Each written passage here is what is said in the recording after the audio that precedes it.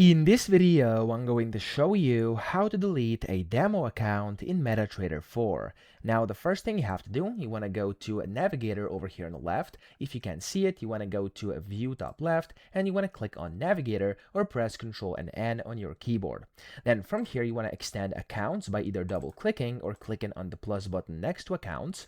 And from here, you can see MetaQuotes demo. So you want to just click on over here and find your demo account you want to delete. Now, of course, you can delete demo accounts for any other broker as well. I have this Ava demo over here, and it can be deleted as well from here from MT5. However, if you of course are deleting different accounts, demo accounts from different brokers, they won't actually be deleted on the broker itself, only inside your MT4. Okay, so keep that in mind. Now I'm gonna go to MetaQuotes over here. I'm gonna find a demo account, for example this one. I'm gonna right click and click on delete. You can also press delete on your keyboard, and then to delete this, you simply want to click on the yes button to confirm it, and that account, the demo account, is gonna be deleted. I hope this video helped you out. If it did, please subscribe to the channel and help me out as well.